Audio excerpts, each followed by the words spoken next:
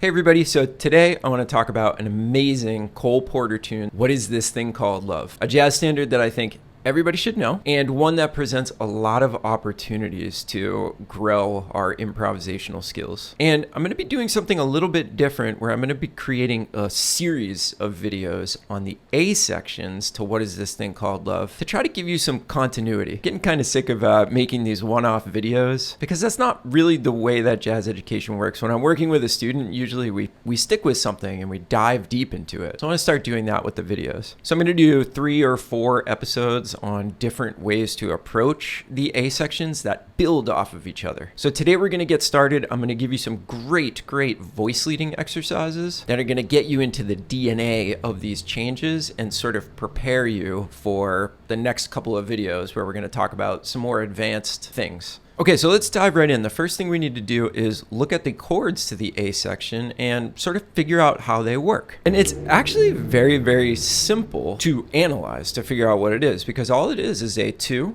5, 1 in F minor, the key of concert F minor, and then another 2, 5, 1. But this time in the key of C major. So you could also think about it like this. It's a 2, 5 to the minor 4, which is actually pretty interesting. And then a 2, 5, 1 to the home key. And there's also some really interesting stuff going on here. Look at the second 2, 5. You've got a minor 7 flat 5 chord for the 2, and then you've got a 5 with a flat 9, so your ears go, oh, that's definitely going to resolve to the key of C minor. But it doesn't. It goes to the key of C major. Oh, and it's just such a beautiful sound. This is one of the things that makes Cole Porter such a genius. So many of his tunes have these like little quirks that surprise and delight you. But as far as the chord analysis goes over the A sections, that's it.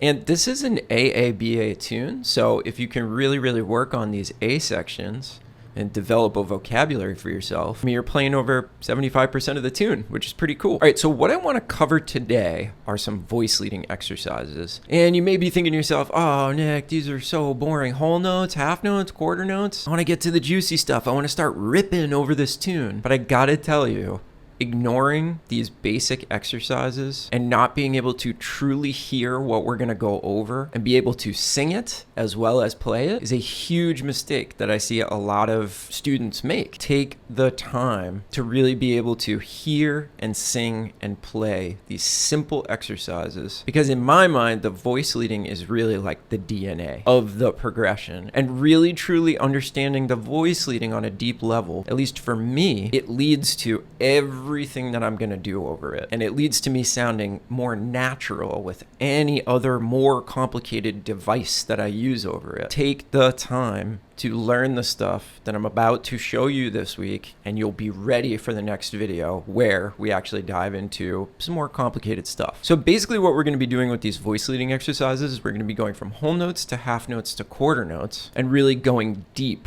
on how these chords fit together. And I've also focused on 2 resolution points for the most part, the 3rd and the 5th. Those are the ones that we truly want to be able to hear. Okay, so let's take a look at example number 1. So if I start on the root of the 2 chord, and then I stay on that note, it becomes the 5th of the 5 chord, and then that resolves up to the 3rd of the 1 chord, that minor chord. Okay, so now I'll just do the exact same thing on the other 2 5. Root of the 2 chord, stay on that note, and then resolve up to the 3rd over the 1 chord. Let's hear it all together. 1, 2, 3, 4.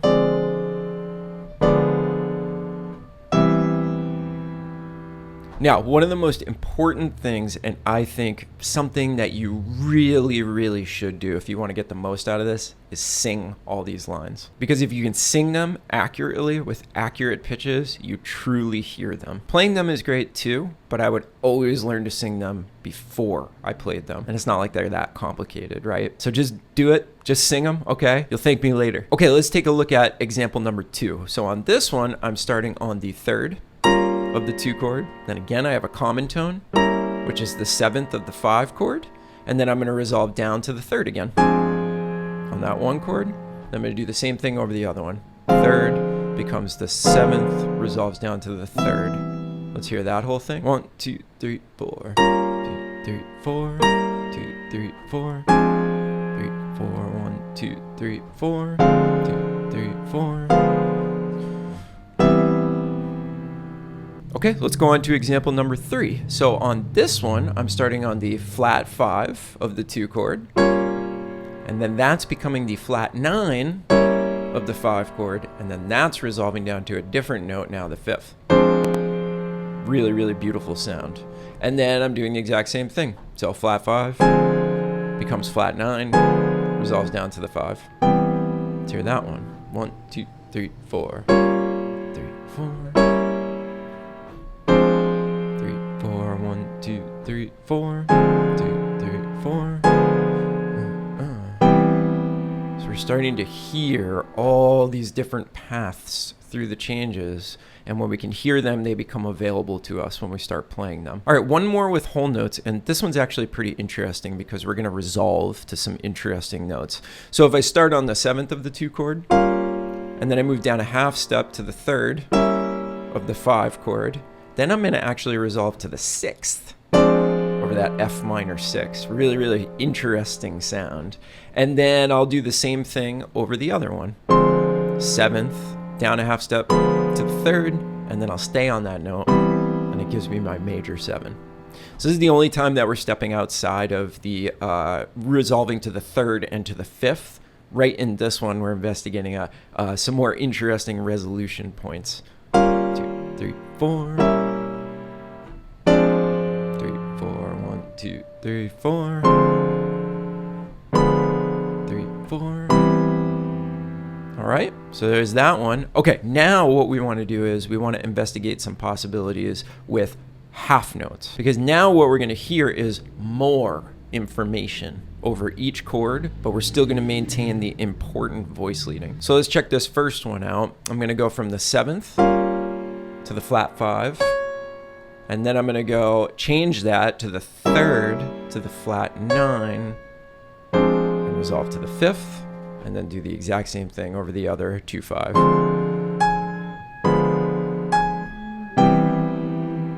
Okay, so you're just getting a little bit more information because you're hearing 2 notes over each chord. Okay, let's do one more with half notes. Now we're just going to deal with the other resolution point. So over the 2 chord, I'm going to go from the 7 down to the 3, and then change that to 3 to 7, resolving to the 3rd instead of the 5th. And then I do that exact same thing over the second half. 1, 2, 3, 4. 3,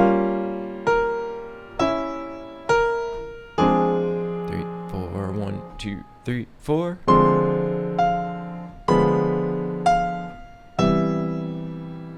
So there's your half note examples. 1 to resolve to the 5th, 1 to resolve to the 3rd. Now, before we get into the quarter note examples, I want to let you know that all of this material is going to be available. PDF, I'll actually have a track that does all of these voice leading examples with a rhythm section so that you can put it on, you have the PDF, and you can sing or play or listen to all of these voice leading examples. And you can find that by joining up to my online jazz education group, Jazz Skool. A lot of you have been asking me for a way to monetarily support the channel.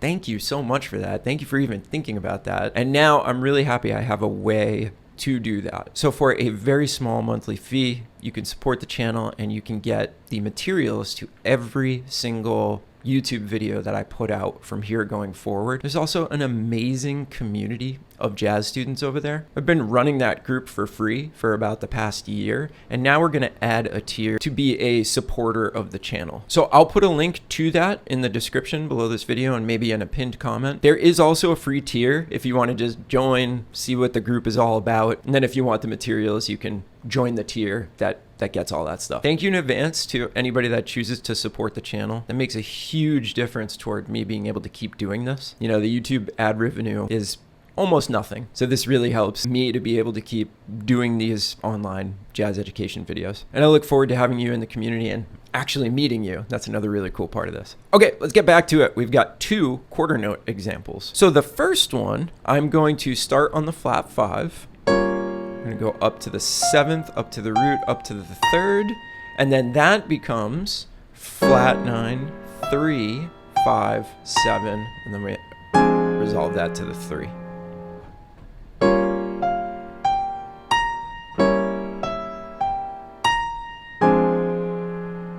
And then we do the exact same thing over the other progression.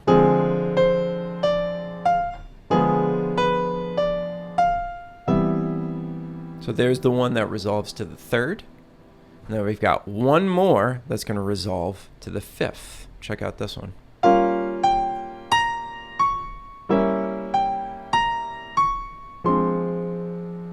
And then we do the exact same thing.